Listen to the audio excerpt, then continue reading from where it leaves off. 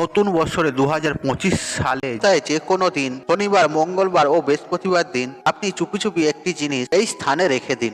এত অর্থ আসবে যে আপনি সামলাতে পারবে না, এবং তার সাথে বন্ধুরা জীবনে একাধিক সমস্যা আপনার কিন্তু সমাধান হয়ে যাবে। বন্ধুরা, আজকের যে ভিডিওতে আপনাদের উপাচার সম্পর্কে জানিয়ে দেব, এই উপাচারটি অবশ্যই কিন্তু তাদেরকে করা প্রয়োজন যাদের প্রায় কাজে বাধা পড়ছে, হওয়া কাজ হচ্ছে না। বন্ধুরা, আপনাদের কাছে একটা ছোট্ট অনুরোধ, ভিডিওতে একটি লাইক করে কমেন্টে জয় মা তারা লিখে কমেন্ট অবশ্যই করুন, এতে মা তারার আশীর্বাদ সদা সর্বদাই আপনার উপরে থাকবে।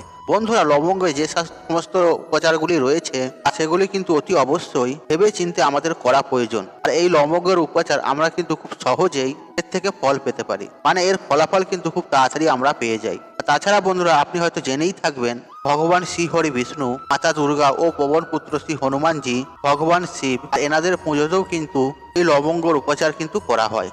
আর দেখুন বন্ধুরা, আপনার যদি কোনো গ্রহর সমস্যা থেকে থাকে বা আপনার জন্মছকে, তখন আপনি কোনো জ্যোতিষীর কাছে যাবেন বা তান্ত্রিকের কাছে যাবেন, তখন তিনি আপনাকে যে তার জন্য প্রতিকার করবেন বা দেবেন বা যজ্ঞ করবেন, সেই যজ্ঞের ফল কিন্তু আপনি ধীরে ধীরে পাবেন। কিন্তু কোনো পূজা পাঠ যজ্ঞ যদি আপনি স্বয়ং নিজেই করেন, আপনি যদি স্বয়ং সেটাকে সিদ্ধ করে নেন, তাহলে তার থেকে যে বেনিফিট বা উপকার আপনি খুব কিন্তু তাড়াতাড়ি পেতে পারেন। বন্ধুরা, এটা আপনি জেনেই থাকবেন, আজকের এই বর্তমান সমাজে আপনি যদি কোনো একটা সাধারণ জীবনযাপন করে থাকেন, তবুও দেখবেন আপনার আত্মীয় পরিজন ও পাড়াপড়শি আপনাকে দেখে হিংসা করতে শুরু করে এবং আপনার বিরুদ্ধে বিভিন্ন ধরনের ষড়যন্ত্র করতে থাকে, এবং তারা পরিকল্পনা করে কিভাবে আপনাকে ক্ষতি করা যায় বা কিভাবে আপনাকে পরাজিত করা যায়। কিন্তু বন্ধুরা, এর জন্য কিন্তু আপনাকে চিন্তিত হওয়ার কিচ্ছুই নেই। আপনি যে কোনো কালী মন্দিরে যেতে পারেন বা হনুমানজির মন্দিরেও যেতে পারেন বা আপনি শনি মন্দিরেও যেতে পারেন, এবং সেই মন্দিরে যেয়ে আপনি একটা প্রদীপ জ্বালাবেন। আগে হ্যাঁ বন্ধুরা, সর্ষের তেলের প্রদীপ জ্বালাবেন। আপনি যদি শুধু এইটুকুন করতে পারেন, হনুমানজি এবং শনিদেবের কৃপা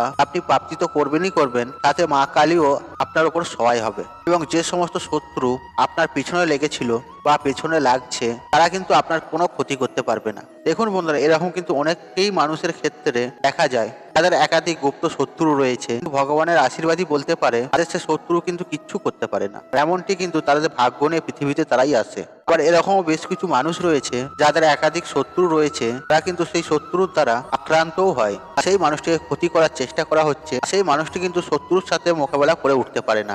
এই সমস্ত উপচারগুলি কিন্তু তাদের করা প্রয়োজন। তাছাড়া বন্ধুরা, একটা কথা কিন্তু মনে রাখবেন, আর যে মানুষের উপরে শনি মহারাজের কৃপা দৃষ্টি আশীর্বাদ থাকে এবং মা তারা বা মা কালীর কৃপা থাকে কোনো মানুষের প্রতি হয়ে যায়, আর মা কালী হচ্ছে শক্তির প্রতীক আর শনিদেব হচ্ছে ন্যায়ের প্রতীক, আর আপনার জীবনে যত প্রকারের শত্রু থাকুক না কেন, আর সে গুপ্ত শত্রুই হোক বা যেমনই শত্রু হোক, তারা কিন্তু কিচ্ছু আর করতে পারে না। বন্ধুরা, যাদের বাস্তু দোষ রয়েছে, দেখুন বন্ধুরা, আমাদের বাড়ি তো আমরা সব বানিয়েই ফেলি, আর অনেক সময় আমরা বুঝে উঠতে পারি না কোন দিকে টয়লেট করা প্রয়োজন বা কোন দিকে ঠাকুর ঘর করা প্রয়োজন বা কোন দিকে রান্নাঘর করা প্রয়োজন, বা আমরা বেশিরভাগ ভুলভাল করে ফেলি। অনেক সময় তুলসী গাছ যেখানে সেখানে লাগিয়ে ফেলি, এগুলি কিন্তু ঠিক নয়। তাছাড়াও আমাদের যে জন্ম চার্ট রয়েছে, সেই জন্ম চার্ট অনুযায়ী কিন্তু আমাদের বেশ কিছু দিক রয়েছে, আর সেই দিকগুলো হচ্ছে অত্যন্ত ভাইরাল দিক, এবং সেই দিকে যদি আপনি বাথরুম করে ফেলেন বা বাড়ির সিঁড়ি করে ফেলেন বা রান্নাঘর করে ফেলেন, সেগুলি কিন্তু আমাদের জীবনে একটা নেগেটিভ প্রভাব ফেলে। আর সেই জন্য বন্ধুরা, আমাদের এই উপাচারটি ধ্যান দিয়ে বা মনোযোগ সহকারে শুনুন। আর যাদের বাস্তুর সমস্যা রয়েছে, বাড়িতে ভূত বাঁধা, পেট বাঁধা, এই সমস্ত সমস্যা রয়েছে, ঘুমের মধ্যে ভয়ানক ভয়ানক স্বপ্ন দেখা, আচানক আচানক ঘুম ভেঙে যাওয়া বা ঘুমের মধ্যে উল্টো পাল্টা বকা, আপনি একটা পেতলের ঘোড়া নিতে পারেন বা মাটির ঘোড়া নেবেন। কিন্তু বন্ধুরা, মনে রাখবেন, লোহার কোনো বস্তু নেবেন না বা লোহার ঘোড়া নেবেন না। তারপর আপনি 11 পিস লবঙ্গ নেবেন, 5 পিস কর্পূর নেবেন, আর 2টি এলাচ নেবেন। আর এই সব জিনিসগুলি আপনি নিখুঁত নেবেন। নেওয়ার পর আপনি এই 3টে বস্তুকে জ্বালিয়ে দেবেন, আর এখান থেকে যে ধোঁয়া নির্গত হবে, আপনি আপনার গোটা বাড়িতে আপনি ছড়িয়ে দেওয়ার চেষ্টা করবেন। যেমন আপনি বাড়িতে ধুনো দেন সেইভাবে। যখন এই 11টি লবঙ্গ, 5টা কর্পূর এবং 2টি এলাচ এগুলো জ্বলে যখন ধোঁয়া নির্গত হবে, তারপরে সেটা তো ধীরে ধীরে ছাই তো হয়েই যাবে। সেই ছাইটিকে আপনি নিয়ে আপনি একটা কৌটোতে রেখে দেবেন। যে পাত্রে বা কৌটোতে রেখেছেন, আপনি যে জলটি রেখেছেন, আপনাকে যে ঘরের কথাটা আগেই জানালাম, আপনার যে বাড়ির মেন যে দরজা রয়েছে সেখানে আপনি বসিয়ে রাখবেন। আর সেই ছাইটিকে আপনি আপনার যে সদর দরজা রয়েছে, সেই সদর দরজার বাইরে ফেলে দেবেন, আর সেই ঘটির জলটি সেখানেই রেখে দেবেন। সেই ছাইটিকে যদি আপনি একবারে ফেলে দেন তো একবারে, বা আপনি যদি একটু একটু করে রোজের ফেলতে চান রোজেরই ফেলবেন। আর ছাইটি ফেলার সময় আপনার বাস্তুর দিকে, মানে ঘরের ভেতরে আপনি থাকবেন, এটিকে বাইরের দিকে ছুঁড়বেন। আর আপনি যদি এটি করতে পারেন, আপনার বাস্তুর মধ্যে যত প্রকারের নেগেটিভ শক্তি রয়েছে, দেখবেন সর্বদার জন্য ধীরে ধীরে কমতে শুরু করেছে। আর এইটুকুন যদি আপনি করতে পারেন যে শনি মহারাজ যে যিনি হচ্ছেন কর্মফলদাতা, ন্যায়পরায়ণ, আপনার জীবনে তো উন্নতি তো হবেই, তাতে আপনার যে সমস্ত বাস্তু সমস্যা, ভূত প্রেত সমস্যা, ঘুমের মধ্যে সমস্যা, মানে স্বপ্নদোষ, এইসবগুলি কিন্তু সব দূর হয়ে যাবে। বন্ধুরা, এবার আপনাদের যে তৃতীয় সম্পর্কে জানাবো, আর সেটি হচ্ছে, আর এই উপচারটি আপনার জীবনের সমস্ত প্রকারের দুঃখ, কষ্ট, জ্বালা যন্ত্রণা, অর্থ কষ্ট সমস্ত কিছু কিন্তু দূর করে দেবে। দেখুন বন্ধুরা, অনেক সময় কি হয়, আমরা এরকম একাধিক রোগে আক্রান্ত হয়ে পড়ি, যে রোগের চিকিৎসা কোনো ডাক্তার কিন্তু করতে পারে না। যেমন ধরুন, কোনো বান মেরেছে বা কেউ টুকটাক করে দিয়েছে, এই সমস্ত কিন্তু রোগের চিকিৎসা কোনো ডাক্তার কিন্তু করতে পারে না। আর আপনি যদি চিকিৎসা করিয়েও থাকেন, তাহলে কি হবে, ফালতু ফালতু আপনার টাকাগুলি নষ্ট হবে, আর ধীরে ধীরে আপনার সুখ, শান্তি, সমৃদ্ধি এগুলি কিন্তু নষ্ট হতে শুরু করবে। আর সেই সময় কি আপনাকে সাহায্য করবে, তখন কিন্তু আপনাকে একজনই সাহায্য করতে পারে, আর তিনি হচ্ছেন ভগবান, আর তিনি হচ্ছেন মাতা পার্বতীর স্বামী ভগবান শিব। হ্যাঁ বন্ধুরা, আপনারা ঠিকই শুনছেন। বন্ধুরা, এরপর যে উপচারটি আপনাদের জানাবো, এটি অত্যন্ত গুরুত্বপূর্ণ ও শক্তিশালী। আপনারা মনোযোগ সহকারে শুনুন। আপনি লক্ষ লক্ষ টাকা খরচা করলেও এমন তথ্য, এমন জ্ঞান কেউ দেবে না। আর এই উপচারটি করার জন্য বন্ধুরা, মাসের যে কোনো 5টা বা 4টে শনিবার দিন আপনি তান্ত্রিক ভোজন যেমন মাছ, মাংস, মসুর ডাল, পেঁয়াজ, রসুন এগুলি কিন্তু খেতে পারবেন না। তা আপনি শনিবার দিনকে স্নান পর্ব সেরে নেবেন, শুদ্ধ বস্ত্র পরিধান করে, এবং 2টি আপনি লবঙ্গ নেবেন, এবং যে কোনো আপনি কালী মন্দির, শিব মন্দির বা হনুমান মন্দিরে বা শনি মন্দিরেও আপনি যেতে পারেন। এবং এই যে 2টি আপনি লবঙ্গ নিয়েছেন, আপনি যে মন্দিরে যাবেন, কালী মন্দিরে যান বা হনুমান মন্দিরেই যান, বা শনি মন্দিরে গেলে শনি মন্দিরে, সেখানে গিয়ে আপনি এই লবঙ্গগুলো অর্পণ করবেন। আর আপনি যেই মন্দিরে যাবেন সেই দেবতার আরাধনা করবেন, আর সেই দেবতার মন্ত্র জপ করবেন 108 বার। আর আপনি যদি শিব মন্দিরে যান, ওং নমঃ শিবায়, বা শনি মন্দিরে গেলে ওং সং শনেশ্চরায় নমঃ। আপনি যদি হনুমান মন্দিরে যান, তাহলে হোং হনুমতেই নমঃ, কিংবা জয় সিয়ারাম, জয় সিয়ারাম। মা কালীর মন্দিরে গেলে জয় মা কালী, জয় মা কালী। আপনি সেই দেবতা অনুসারে মন্ত্র জপ করবেন 108 বার কিন্তু। আর শুধু যদি এইটুকুন আপনি করতে পারেন, তাহলে আপনার জীবন থেকে সমস্ত ধরনের বাধা বিপত্তি দূর হয়ে যাবে। তা দেখছেন তো বন্ধুরা, কত সহজ উপায়। আর আপনি যদি এইটুকুন করতে পারেন, ভগবানের আশীর্বাদ কিন্তু অবশ্যই প্রাপ্তি করবেন, এবং আপনি সমস্ত রোগ ব্যাধি থেকে আপনি কিন্তু মুক্তি প্রাপ্তি করতে পারবেন।